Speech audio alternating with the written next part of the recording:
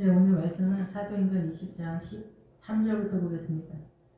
예, 드로아에서 밀레노까지 가고 사도 바울이 이제 장로님들을 모시고 마지막 설교를 하는 예루살렘에 이르기 전에 마지막 정리를 하는 것을 볼 수 있습니다. 13절 우리는 앞서 배를 타고 아스에서 바울을 태우려고 그리로 가니 이는 바울이 걸어서 가고자 하여 그렇게 정하여 준 것이다. 여기서 보면은 그 아스는 특별한 뜻이 있는 건 아닌데 사도 바울이 걸어서 가고자 했다. 우리가 영적 전쟁을 하시는 분들은 알 텐데 그 영적 전쟁을 하면은 차량에 대한 것들이 많이 나오거든요. 근데 그 차량에 있어서 사도 바울이 걸어가고자 한다라고 하는 것은 지금 차량을 타지 않은 그런 상태다. 그때는 뭐 차가 없었는데 이런데 그때는 그래서 말에 비유해서 선언되어지는 바도 있어요. 그래서 말로 몰고 간다 이런 세력도 있으면서 그 좀 더 빨리 달리는 속도감에 있어서 이야기를 하고 있는 건데 여기서 걸어서 가고자 했다라는 것은 제가 영적 전쟁을 하는 아마 이해가 되시는 분들이 있을 거라고 예상이 되는데 우리가 걸어서 가거나 자동차 타거나 이런 어떤 속도감에 있어 그리고 안전한 그런 것들 여러 유형으로 나타나는데 이때는 어떻게 나타나는지 모르지만 지금 걸어서 가고 있다라고 하는 것은 어려움이 있다. 그래서 속도감이 나는 거는 조금 아니다라고도 볼 수 있는 그런 그 영적 전쟁의 속도감이다. 그런데 이건 우리의 힘으로 되는 건 아니에요. 어떤 사건 속에서 지체되거나 아니면은 기도가 약해지거나 할 때 나타나는 현상이다 이렇게 볼 수가 있습니다. 그래서 영적 전쟁을 좀 더 적극적으로 하고자 한다면은 기도하는 것을 보편적인 성도나 목회자가 열심히 기도를 쉬지 않는 것이 중요한 의미가 있겠다라고 볼 수가 있죠. 바울이 아수에서 우리를 만나니 우리가 배에 태우고 미들레네로 가서 여기서 미들레네는 기본 어근에 그 기본 뜻이 많이 있진 않는데 여기는 그 조개가 많은 곳이다 이런 뜻이거든요. 그래서 지금 사도행전 19장에서 사도 바울이 말씀에 매였다라고 선언하고 있잖아요. 의외로 18장까지는 거의 광야의 전체 개념이다 이렇게 볼 수가 있는 거예요. 길리기아 다소 사람인데 길리기아가 돌을 굴리는 사람인데 돌을 아무리 많이 다루고 해도 바리새인은 그 주의 영, 성령의 영인 진리의 영이신 성령님이 그 은혜를 주지 않으면은 말씀을 깨달을 수가 없거든요. 그래서 오늘날도 우리가 주석은 많지만은 주석을 아무리 봐도 말씀을 깨닫는 건 어렵다. 그리고 문자적으로는 하나님의 말씀이 아니라고 주님이 그랬거든요. 그러면 사전을 찾아서 그 뜻을 본다고 해서 그 뜻이 잘 보이냐? 그건 또 아니거든요. 그리고 똑같은 마리아를 해석한다고 하더라도 마리아가 나타나는 문장마다 내용마다 마리아를 해석하는 내용이 다 조금씩 틀리기 때문에 그것을 하나님의 뜻대로 해석하는 것은 인간적인 힘으로는 불가능하다. 이렇게 볼 수가 있습니다. 그래서 여기서 미들레네까지 왔다라고 하는 것은 그 진주가 나타나기 위해서는 진주의 세력이 되려면 말씀이 그 하나님의 생명의 세력으로 동원되기 위해서는 그 진주의 세력인 고난의 세력이 좀 더 확장되면서 그 사도 바울에게 말씀이 흥황해지는 깨달아지는 세력화가 되는 지점이다라고 볼 수가 있습니다. 그러면 여기서 어디로 가냐? 거기서 떠나서 이튿날 기호로 가게 됩니다. 기호를 앞에 둔다는 것은 맞은편에 뒀다 얘기를 하는 건데 기호는 뱀이라는 뜻입니다. 뱀. 그러면은 여기서 무슨 뜬금없이 뱀에 도착했냐? 지금 여기 지역 얘기를 할 때 사도행전에서 에베소를 중심으로 해서 안디옥을 중심으로 해서 계속 돌고 있는 그런 상황인데 안디옥이 시리아 통치권이기 때문에 그 시리아 통치권의 내용이 두로를 목적하고 있거든요. 그런데 실제적인 시리아 통치의 내용은 하나님의 나라가 아니에요. 겉으로 볼 때는. 그래서 계속해서 말씀을 드렸지만 사단 나라의 선의 개념에서 빠져나오지 못했는데 목적하는 바는 두로기 때문에 두로가 반석이라는 뜻이거든요. 그러니까 예수 그리스도를 소망하지만 예수 그리스도가 분명하고 선명하게 잘 보이지 않는 띄엄띄엄 보이는 그런 구도에서 가고 있거든요. 지금 여기에서도 지금 예루살렘을 소망하고 있는 그런 상황에서 지금 이 성장 구도를 잡고 있는데 말씀에 사로잡혔기 때문에 말씀 속에서 하나님의 나라가 세력화가 되면서 부활로 빠지는 기본 노선을 잡는다라고 볼 때 여기에서 이 미들레네 여기에서 진주가 많으니까 조개가 많으니까 진주가 많을 수밖에 없는 그런 상황이 전개된다 이렇게 볼 수가 있겠죠. 예, 그래서 여기 사모는 그 산지가 많은 지역이다, 이런 섬이다 이런 뜻이거든요. 그래서 산이 많이 나오면 가나안의 7족속에 기본적으로 선언을 하고 있어요. 그래서 가나안의 7족속은 그 여호수아에서 전체적으로 다루고 있기 때문에 가나안의 7족속에 대해서는 문자적으로 봐서는 이 해석이 안 되죠. 전혀 뜻도 알지 못하고. 그러니까 뜻을 알기 위해서 사전을 반드시 찾아야 된다라는 거. 예, 그러면은 여기서 15절에서 기호 앞에 기호를 맞은편에 뒀다라는 것은 뱀의 세력이다라는 거예요. 그러면은 여기서 갑자기 뱀이 나타나서 전쟁을 하는 어떤 그런 사건일까? 이렇게 이해가 되는 게 아니라, 예, 제가 경험한 바에서는 이렇게 해석이 됩니다. 제가 이제 경험한 거에서 해석을 하기 때문에 여러분은 또 여러분의 그 신앙 경험에서 해석이 조금씩 다를 수 있지만 기본 노선에 대해서 제가 설명하기 때문에 저는 정석적이다라고도 볼 수 있습니다. 여기 기호는 뱀인데 뱀이 등장할 때는 언제냐면은 제 경험에서는 우리가 믿음을 출발하면은 주님이 오병이어 시작하고 칠병이어가 제자들 속에서 나타난단 말이에요. 그럼 오병이어는 뭐냐면 히브리 알파벳에서 이 호흡하다 뜻이 호흡. 그래서 예수 그리스도로 호흡을 출발하는 그런 상황. 6이라는 숫자는 사람의 숫자고 사단의 숫자이긴 하는데 6을 넘어가기 위해서는 인간의 한계를 넘어가야만 7이 동원되는 거겠죠? 예, 그러면 7은 뭐냐면은 우리가 완전해진다라는 뜻이 아니라 아버지의 뜻대로 살 의사가 있다. 이렇게 이해하시면 될 것 같아요. 출발의 의미에서. 예, 그래서 사도들이 7병이어가 나타나는 거예요. 그런 다음에 8이 예수님의 숫자고 그 다음에 9가 뱀의 숫자예요. 그래서 주님이 저에게 너는 9다 이렇게 말씀하신 적이 있거든요. 그러면은 9가 지난 다음에 10이 요도 뱀이 아니 힘이라는 뜻이 힘, 하나님의 힘을 갖는다라는 거죠. 그러니까 그 전에 우리가 예수님의 힘을 이미 성령님의 은혜로 동원이 되고는 있지만 실제적으로 주님의 에너지를 쓰는 거는 또 다른 나라거든요. 예, 근데 어쨌든 여기 9라는 숫자가 뱀이라는 숫자거든요. 뱀은 뭐냐면은 말씀에 사로잡혀서 내가 뱀이구나, 내가 이렇게 완전한 죄인이구나 라는 것을 깨닫는 지점이 뱀이라는 거예요. 사도 바울에게 주님이 너는 뱀이다라가 아니라, 그런데 실제적으로 뭐냐면은 사도 바울에게 너는 뱀과 같은 존재다라는 얘기를 하는 거예요. 그럼 다른 사람은 아니냐? 그게 아니라 모든 사람이 다 뱀에 의해서 존재하고 있다라는 거예요. 그래서 우리는 창세기 3장에서 선악과를 먹으면서 선악과를 먹었다라는 것은 사단의 통치권으로 들어갔다는 거예요. 지금 우리는 예수를 믿으면서 예수 그리스도의 생명력이 흘러나오는 말씀을 준 한 예수님의 세력 속으로 들어가는 거잖아요. 그런 것처럼 우리가 선악과를 먹었다라는 것은 사단의 통치권에 들어갔다라는 거예요. 선악과가. 그래서 우리가 이 세계 열방이 선악간에 돌아가는 거예요. 부부싸움도 선악간에, 일본하고 한국도 선악간에 피 터지게 싸우죠. 이런 모든 것들, 남존여비, 이슬람, 힌두교, 불교, 무당하지만 모든 것이 다 선악간에 우리가 본단 말이에요. 우리의 생각 속에. 그래서 사람은 나무라는 단어와 같이 가는데 사람을 5리터의 물이라고 해요. 그래서 물은 문화와 전통 사상과 이념이라고 그랬잖아요. 그게 음료가 앉아있는 물이라고 계시록에 나와 있잖아요. 사람 속에는 5리터의 물, 자기만의 어떤 소신이나 신념, 가치관 이런 것들로 인해서 이 세계 열방 문화와 전통 사상과 이념을 판단하고 자기 소신과 가치관, 신념 이런 것 속에서 돌아간다. 이런 뜻이죠.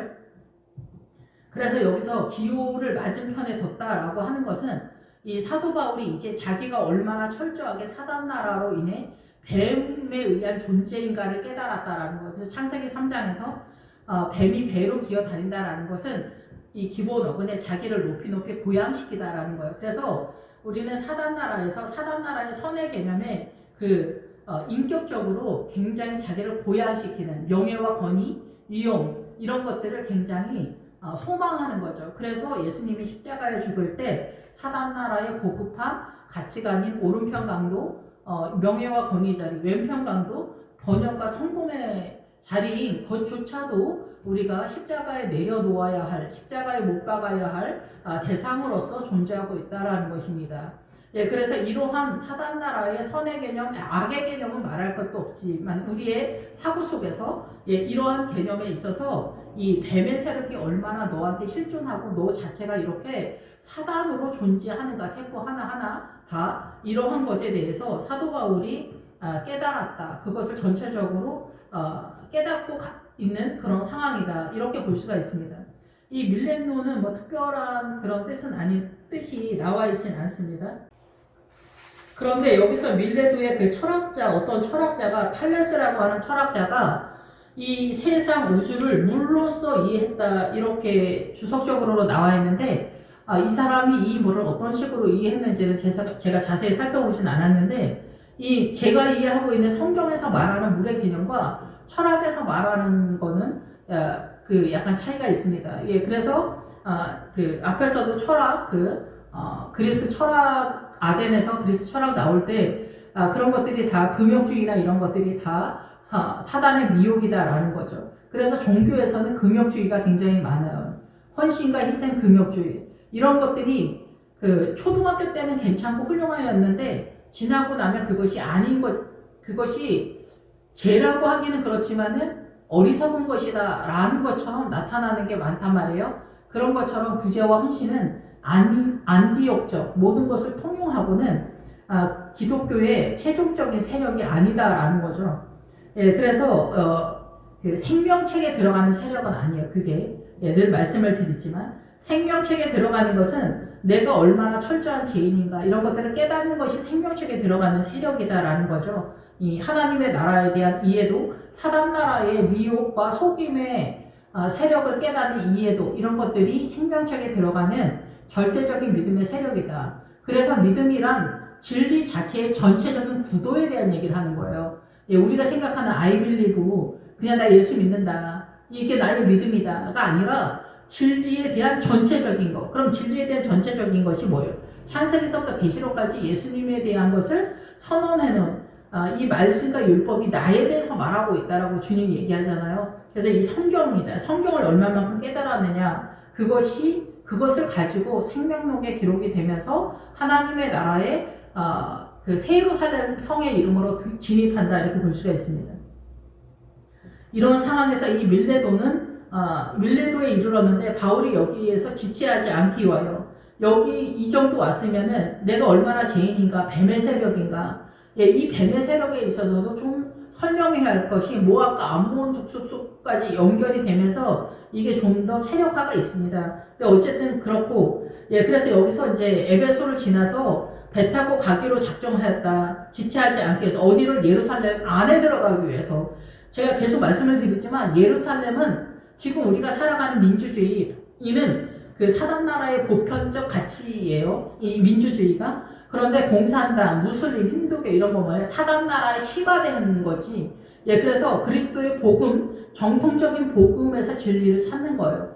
예, 그래서 뭐 신천지나 뭐 통일교나 아니면은 이슬람도 모세오경을 갖고 있잖아요. 천주교도 이렇게 벌써 많이 나갔거든요, 옆으로. 이런 모든 것들이 다 사단화가 되어져 가고 있는 상황인데 지금 우리도 WCC가 침입해 들어와 있는 그런 상황이다. 예, 안전한 데는 없다라고 볼 수는 있죠. 그러면 정통적인 거에서 복음을 따를 때 정직의 세력을 잡아요. 그래서 무슬림을 공격해 들어갈 때 속임으로 들어가거든요. 그러니까 유학파 학생들을 먼저 보낸다든가 이렇게. 사회주의도 마찬가지예요. 사회주의 민주당 여기도 전략적으로 거짓말을 쓰고 신천지 이런 데도 다 거짓말을 많이 쓰거든요.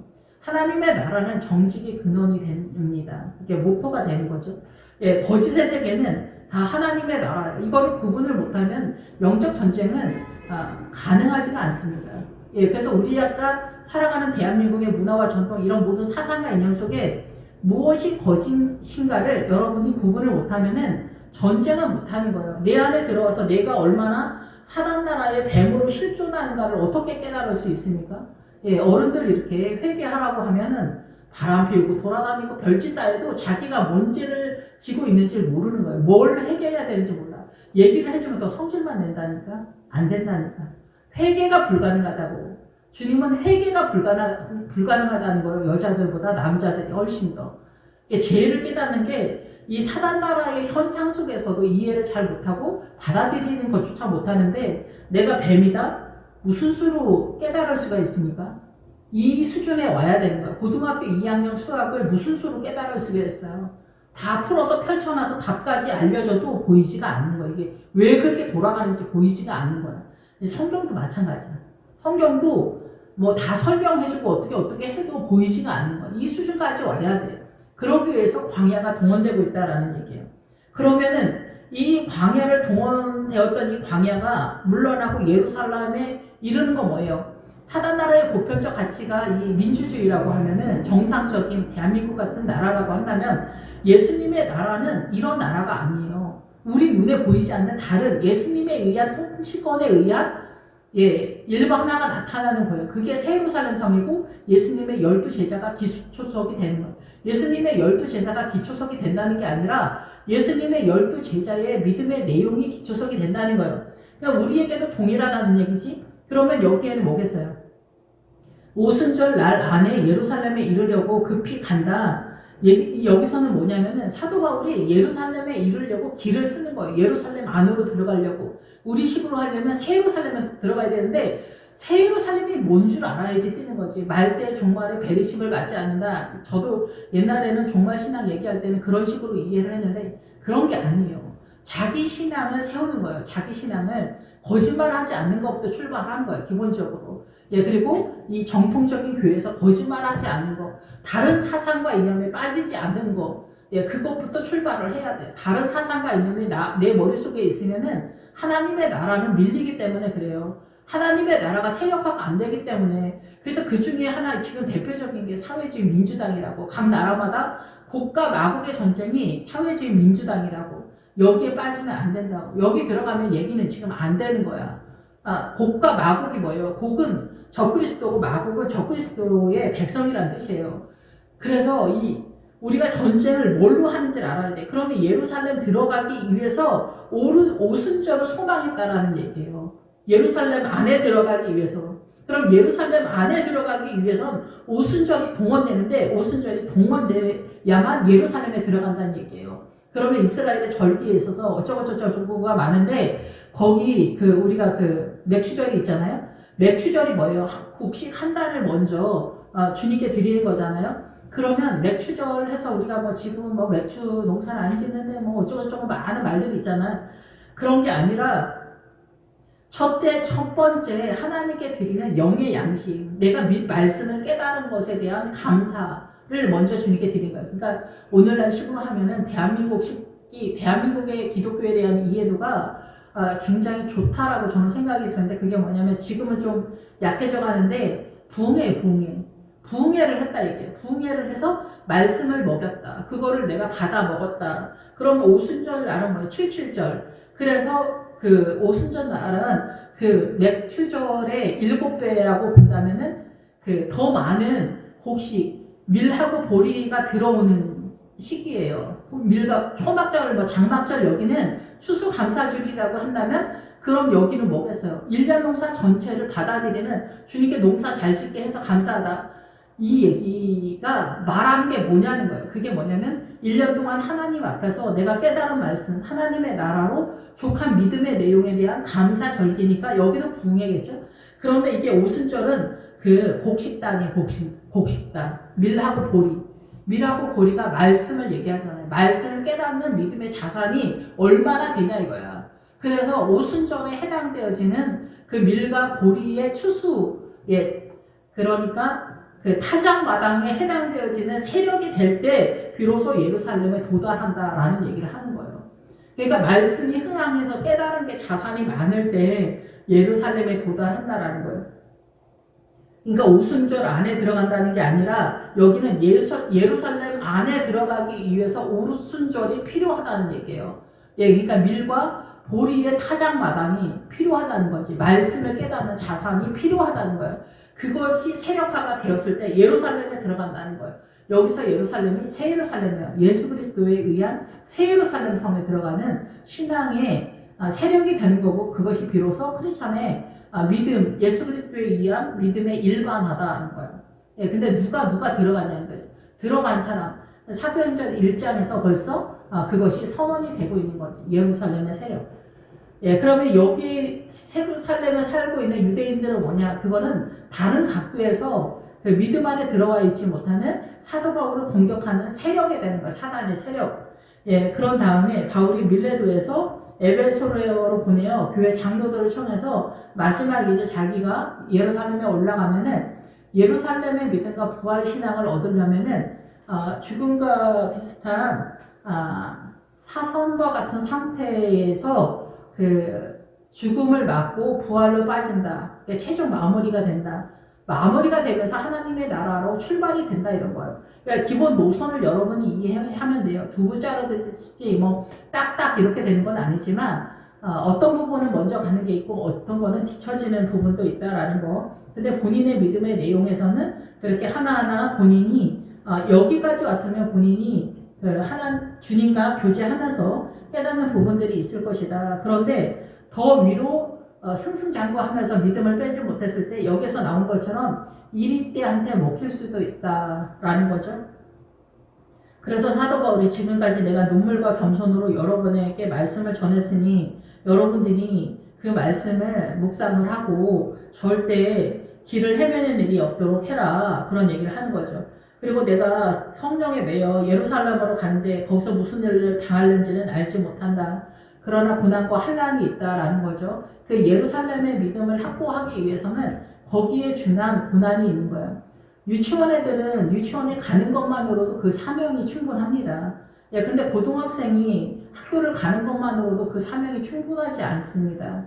예, 그런 것처럼 예루살렘의 믿음, 부활의 믿음에 이르려면 그것에 준한 십자가가 그만한 부피와 무게감으로 동원된다. 이렇게 이해하시면 되고 고난이 없이 부활에 이른다. 그런 거는 있을 수가 없습니다. 오직 성령이 각성해서 내게 증언하여 결박과 환난이 나를 기다린다 하시니나 내가 달려갈 길과 주 예수께 받은 사명 곧 하나님의 은혜의 복음을 증거하는 일에 마치려 하면은 나의 생명조차 조금도 귀한 것으로 여기지 아니하노라. 24절.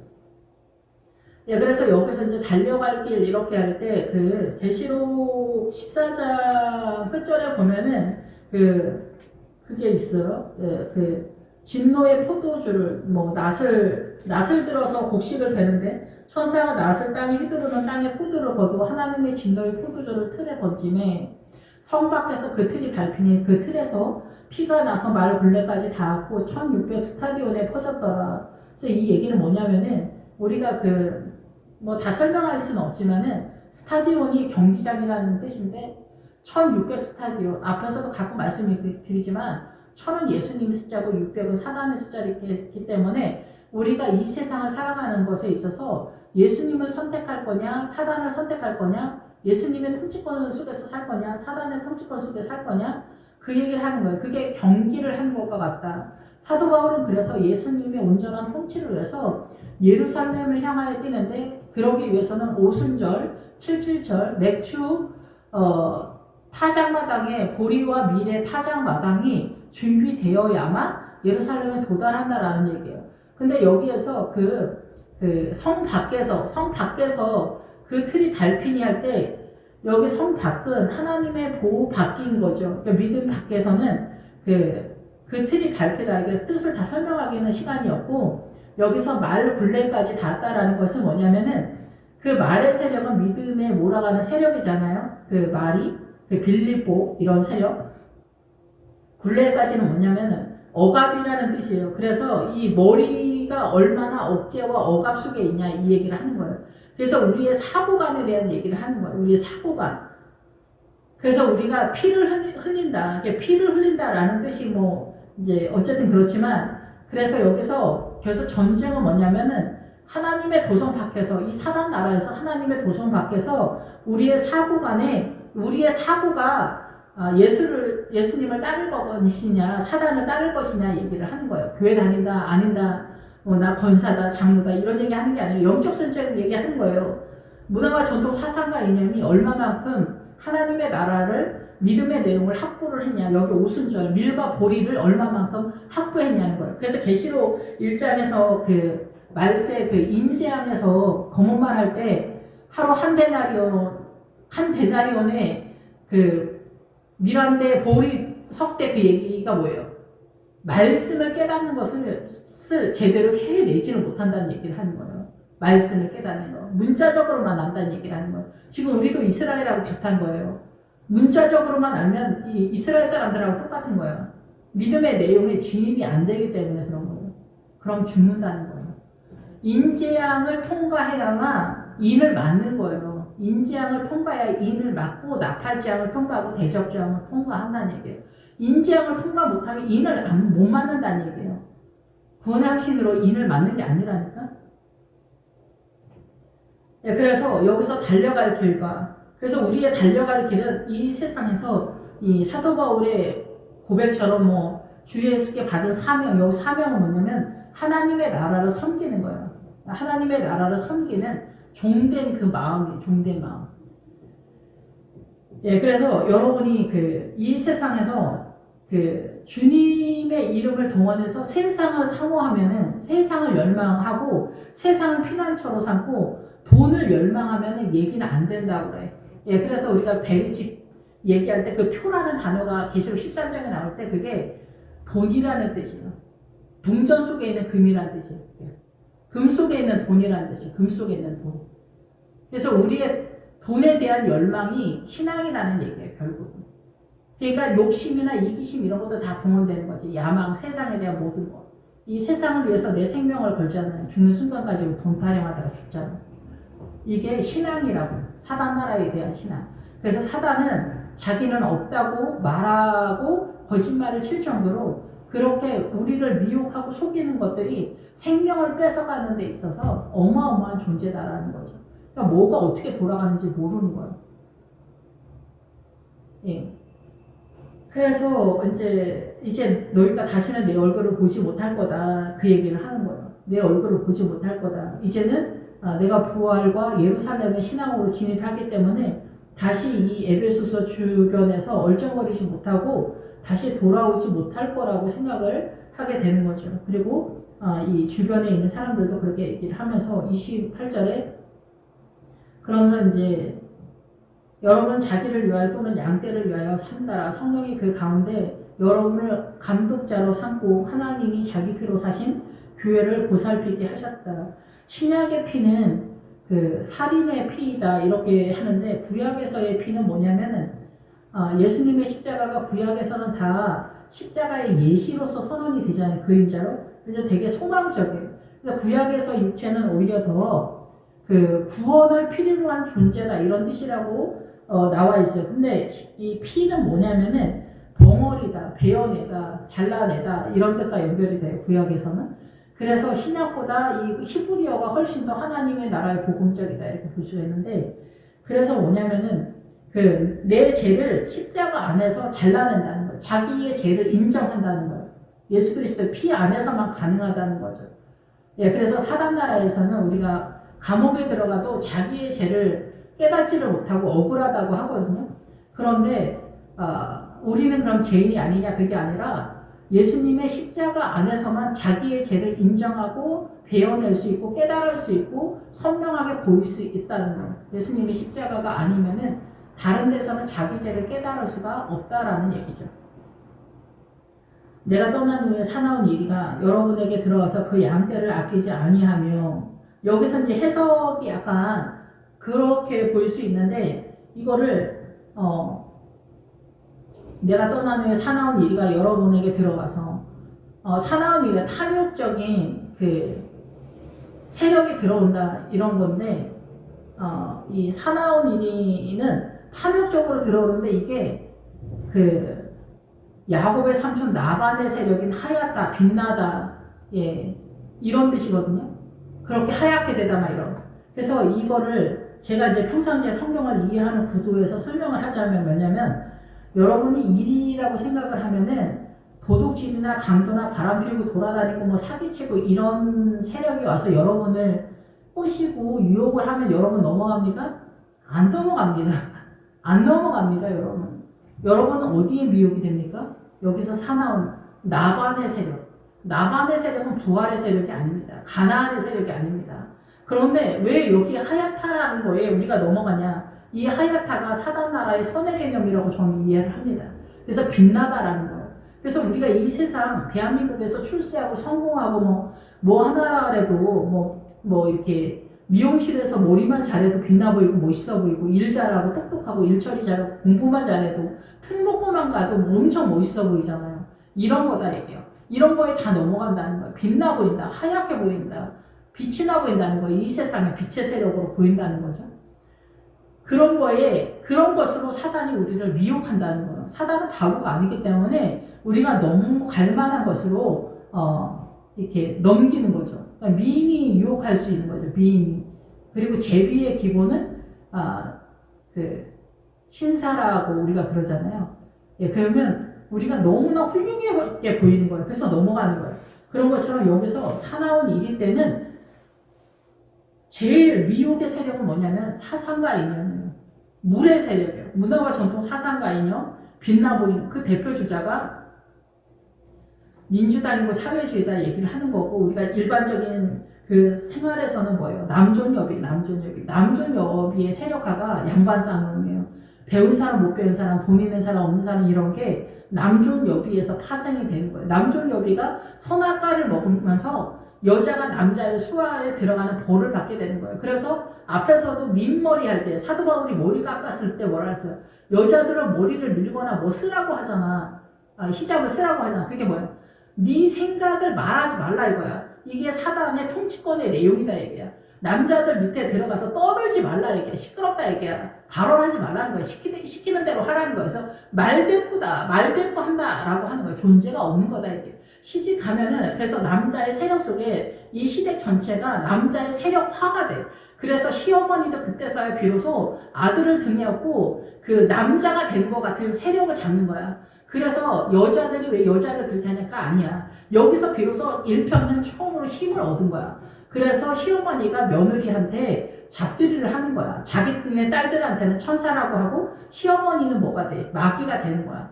이게 우리의 본성이야. 사단의 통치권 속에서 나타나는 현상이다 이게 현상. 그런 것들이 죄다 이게. 이런 것들이 죄다 이게. 근데 우리가 지금도 남존여비에서 못 나오는 거야. 예, 목회자들이 더 심해, 더 심해. 예, 목사님들이 더 심하다고. 교회가 더 심하다고 남존여비가. 예, 절대 시존이지. 근데 수준이 안 되면 몸의 구주인 남편을 잘 섬겨라 이렇게 해. 그냥. 몸의 구주가 뭐야? 육체라는 뜻이라고. 육체의 법에서 남자가 대장 먹었다고. 이거 사단의 통치라고. 이거 맨날 얘기해도 누가 여기에서 기득권에서 내려올 거냐고. 믿음대로 해 그냥.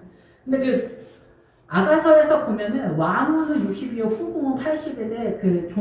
여종들은 무수하대. 지천이다 이게. 지천이다 이게. 그러니까 예수님을 믿는데 사단 나라의 법으로 그냥 뭐 헌신하고 희생하고 이렇게 가는 거야. 이런 사람들이 최고라고 하는 거지. 그러니까 현모양처가 다른 게 아니야. 그냥 말을 남편이 시키는 대로 하는 거야. 머리에 아무것도 없는 그런 상태를 현모양처라고 해. 욕심대로 자기 자식밖에 모르고 이런 거 현모양처라고 해. 좋아 죽지 남자들. 근데 일본 여자를 좋아하잖아. 근데 일본 여자는 바보야. 바보가 아니라고. 그냥 우리가 다 오해를 한다니까. 그런 것들이 다 죄라고. 누가 여기서 나오냐고. 그러니까 주님의 커트라인은 난 잘 모르겠는데, 그러니까 뭐 분명한 믿음 속에서 가긴 가지. 그런데 하나님의 나라에 대한 이해도가 블레셋적, 모압적, 암몬적, 뭐 미디안적 이런 게 다 모압까지 가는 어마어마한 실력입니다. 솔직히. 예, 그런데 우리는 그냥 미디안에 못 미치죠. 그리고 예수 믿고 착한 척 하는 게 최고의 믿음의 자산이 아닌가. 이거 안디옥 이쪽 저쪽인데 이거 계시록에서 생명책에 못 들어간다고 했다니까. 주님의 나라에 대한 이해도 그래서 제가 이 얘기 하는 거예요. 이거 제가 문법에 대해서는 좀 제가 약하기 때문에. 근데 여러분 제가 깨닫는 대로 말씀을 드리겠습니다. 여기서 사나운 일이가 여러분에게 들어와서 그 양떼를 아끼지 않아. 지금까지 설명은 지금까지 설명한 건 사나운 일이에 대해서 설명한 거예요. 일이는 당연히 물어 뜯으려고 들어오는 세력이죠. 근데 우리가 생각하는 사나운 세력이 아니라 하야타라는 거예요. 히다라는 세력으로 들어온다 얘기예요. 그럼 양떼를 아끼지 않는다라는 것으로 들어온다 얘기예요. 양떼를 아끼지 않는 세력으로 들어온다. 여기서 양떼를 아끼지 않는다랄 때는 용서하지 아니하도록, 조심스러워하지 않도록, 관대하게 대우하지 아니하도록, 살려주지 아니하도록, 인정을 베풀지 아니하도록, 자제하지 아니하도록 이런 뜻이거든요. 여기 묘한 뉘앙스인데 쉽게 얘기하면 이게 우리가 근데 아끼지 않는다 우리식으로 이렇게 하면은 뭐 이 양떼들을 대충 내비둔다 뭐 이런 뜻으로 볼 수도 있어요. 이런 느낌적인 느낌이 전혀 없다고는 볼 수 없는데 이게 히브리어 부정의 절대 부정의 뜻이 아니라 다른 단어를 쓰거든요. 그래서 여기서는 뭐냐면은 봐주지 말라는 뜻으로 저는 이해가 되거든요. 봐주면 안 된다. 봐주면 안 된다는 얘기예요. 그래서 이 얘기가 어디 나오냐면은 사무엘하 6장에 보면은 그 다윗이 법궤를 옮기는 거에 대해서 나오거든요. 근데 기본적으로 아비나답 뭐 여기 이제 내용 설명할 거는 물론 많지만은 필요한 것만 얘기하자면 아비나답이 산에서 아비나답은 자원하는 사람이에요. 그러니까 성도가 자원하면 최고의 성도예요. 근데 자원하는 믿음의 내용도 산의 경지에 이른 거예요. 산의 전체 개념은 아니지만 그런데 아비나답이 산에서 이 법궤를 갖고 내려오는 그런 세력인데 아비나답의 아들에게는 우사와 그 아요가 있어요. 그래서 우사와 아요는 목회자의 대표적인 두 세력을 얘기해요. 우사의 세력으로는 안 된다. 아요의 세력이어야 된다. 그런데 여기서 우사가 소가 띠므로 손을 잡았다라는 거죠. 그러면 이 소가 띠인다라는 뜻은 뭐냐면은 우사는 아주 강하고 위엄과 그런 대단한 능력의 목회자를 얘기해요. 그런데 그럼 이런 사람이 오히려 더 잘할 것 같지만 사실은 아요가 더 잘하는 거. 아요는 형제라는 뜻이고 앞에서 이끈다는 거예요. 법궤를 앞에서 이끈다는 거예요. 본을 보여주는 거지. 그리고 형제의 세력으로 목회자가 형제의 세력으로 이끄는데 이거를 설명을 하려면 시간이 좀 많이 걸리지만 기본적으로는 뭐냐면은 소가 뛴다는 건 소는 일하다 하면서 배우는 거예요. 여전도의 회원, 여전도의 회장, 뭐 성가대, 주일학교 교사 뭐 이런 것들을 하면서 하나님의 나라를 깨달아지고 찾아진다는 거예요. 그러니까 찾다는 거예요. 찾다. 그래서 배우다라는 뜻, 찾고 배우다는 거예요. 소가 일을 하면서. 근데 이 소가 뛰는 건 뭐냐면 나가 떨어졌다는 거예요. 내리 던지다, 풀어주다, 쉬게 하다, 나가 떨어지다. 예, 그래서 몸으로 떠밀다, 홀로 있다, 해방을 하다, 쉬게 하다, 풀어주다 이런 뜻이에요. 이게 뭐냐면은 성도가 혼자 있거나 해방감을 갖거나 나태해져 있거나 이렇게 했을 때 우사는 그냥 내보낸다는 거예요. 그냥 보내준다는 거예요. 그러니까 손으로 붙들었다라는 것은 이 우사의 세력으로서 이 궤를 붙들었다, 잡았다. 예, 그래서 연합하다, 조종하다, 분배하다, 소유하다, 잡다. 예, 이렇게 얘기를 하거든요. 그래서 이 손을 들어 붙잡았다, 궤를 붙잡았다, 우사가 이 성도들이 홀로 있게 하면 안 된다라는 거고, 나태하게 있거나 이러면 안 된다는 거예요. 그럼 뭐 잡들이 하라는 건 아닌데 이게 묘하게 아버지의 뜻을 잘 잡아내야 되는데 이게 좀 어려운 게 우리 이렇게 성도들이 뭐 이렇게 구원이 분명하지 않은데 권사님 주님은 사랑이시니까 구원 받을 줄 믿습니다. 이런 식으로 끌고 간다던가 이렇게 하면 위험할 수 있다라는 거죠. 그리고 죄가 있으면 죄를 고백해서 그 죄를 분리시켜야 되는데 엉벙덩벙 넘어간다던가 이런 거 있잖아요. 죄를 관용한다던가 이런 거는 안 된다라는 거죠. 하나님의 나라를 분명하고 선명하게 잡아줘야 되는데 그걸 못 한다는 거예요. 그래서 여기에서는 어떻게 하는 게 잘하는지 난이도가 좀 어렵다. 이 말씀을 가져오는 것이 어렵다는 거예요. 그러니까 말씀이 세력화가 되기 위해서 다윗이 말씀을 가져오잖아요. 다윗성으로. 그런데 말씀을 가져온다는 거는 단순히 법궤를 우리 집에다 갖다 놓는 얘기하는 게 아니라 이 말씀을 우리 교회에 가져오는 걸 얘기하는 거잖아요. 그러면 성도들이 하나님의 나라를 찾을 때 이 머릿속으로 신앙관을 세워주는 얘기를 하는 거잖아요. 괜찮다 해방하거나 내비두거나 이러면 안 된다는 거예요. 교회에서는 계속해서 성도들이 나태하거나 나가 떨어지지 않도록 혼자 있지 않도록 계속 이 양떼들을 주시해서 양떼를 돌봐야 한다는 얘기예요. 이게 쉽지 않죠. 그리고 또 얘기해주면 또 듣는 것도 아니기 때문에 여기서 이제 어려움이 많은 거예요. 이 얘기는 뭐 자세하게 설명하기가 지금 어렵지만 여기에서 사도 바울이 얘기하는 사도행전에서 말하는 것은 양떼를 아끼지 않는다가 아니라 관대히 대우하거나 인정을 베푸거나 그냥 이렇게 살살 봐주는, 그렇게 하지 않도록 해야 된다는 거예요. 그럼 신앙이 서지 않는, 느낌적인 건 아시겠죠? 예, 그래서 이렇게 억압을 하고 너무 강요하고 막 그렇게 할 수는 없지만은 믿음을 독려를 해서 죄를 고백하고 잘라낼 수 있도록 믿음 안에서 잘 유도를 해야 된다는 거죠.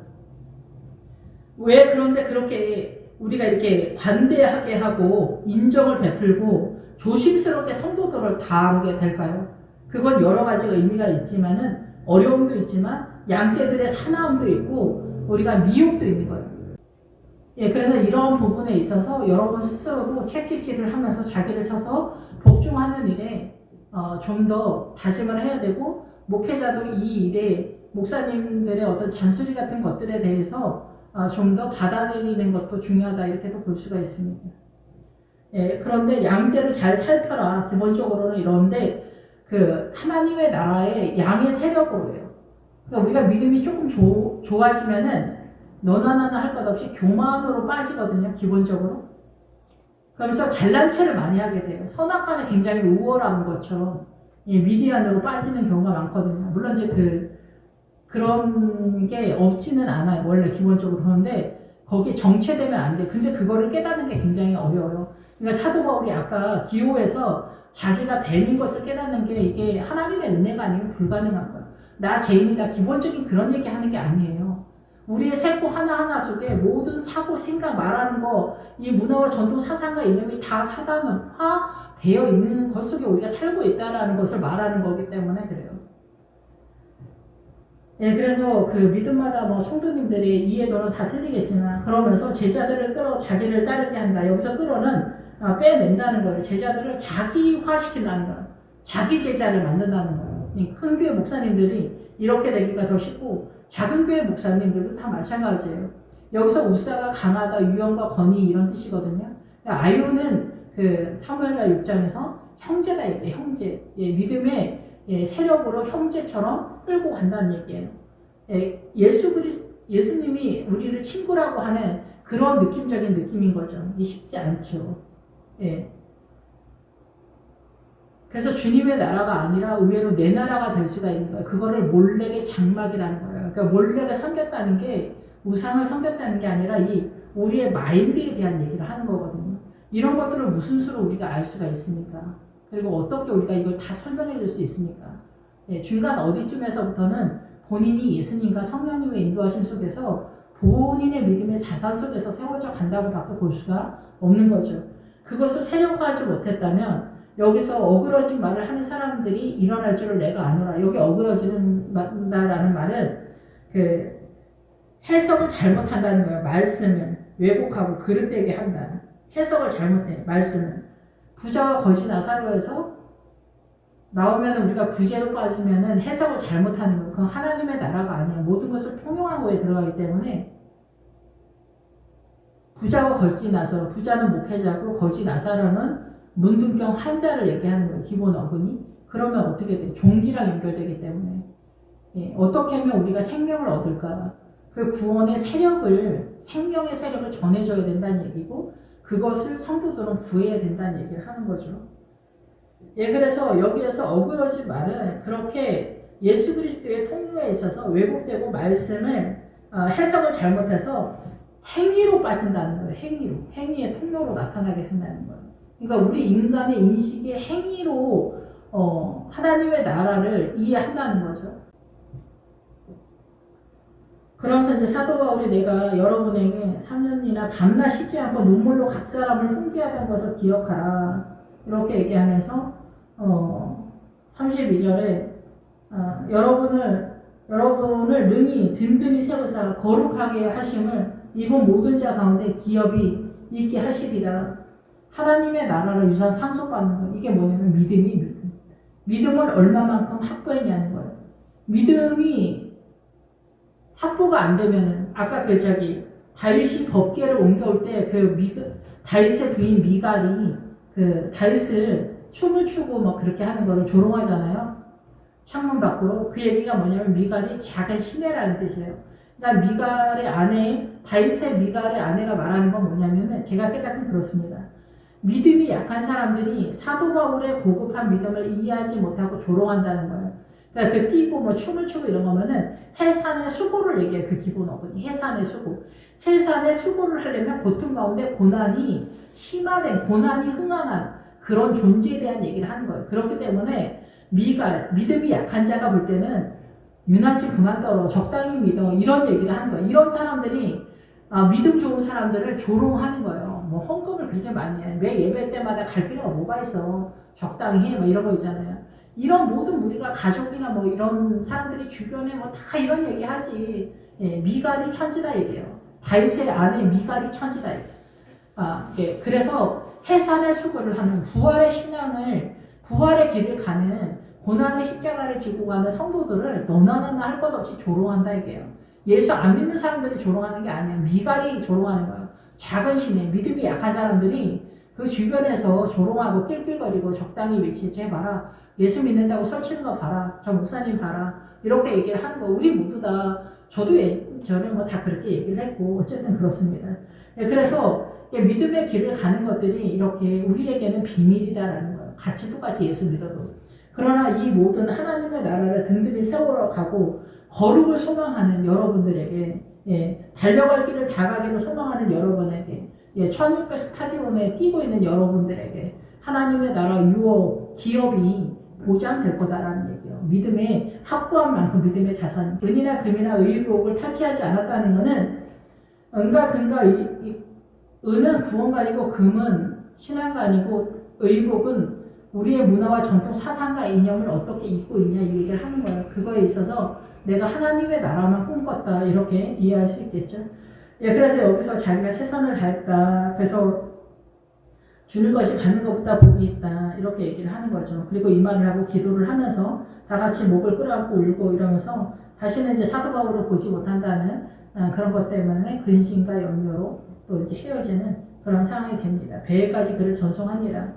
예, 그래서 배 타고 돌아다니는 얘기 계속 얘기하지만은, 예, 문화와 전통 사상과 이념, 그것이 계시록에서 17장에 나오는 음력 앉아있는 무례의 세력.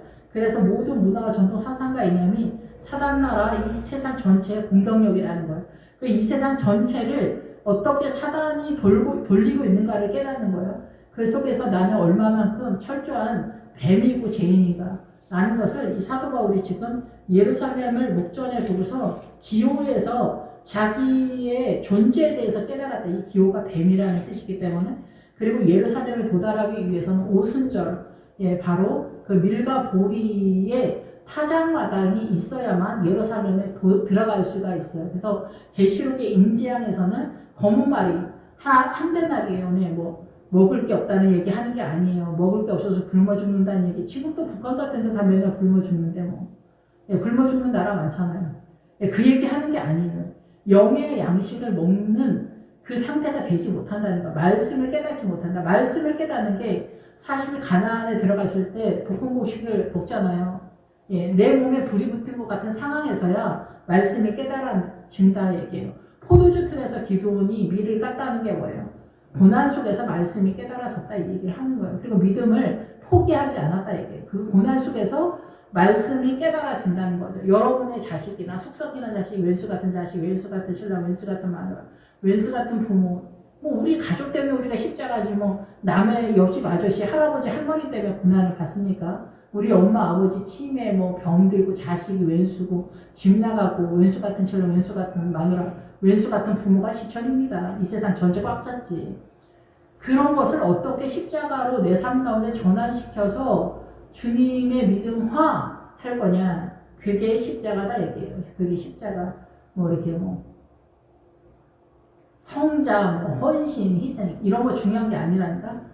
그런 거 가치가 전혀 없다는 게 아니라 성자보다 더 훌륭한 게 십자가를 지고 주님을 따라가는 게 최고의 훌륭한. 기도하겠습니다. 할렐루야. 주님 감사합니다. 사도 바울이 가는 여정 속에 이제 에베소에 있는 모든 장로님들에게 고별 설교를 하고 예루살렘을 향하는 이 길이 고난과 환난이 준비되어 있습니다.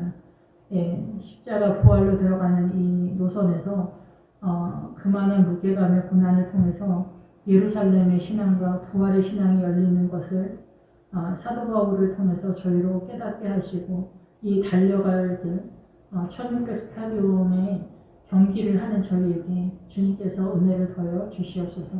예수님의 이름으로 기도했습니다. 아멘.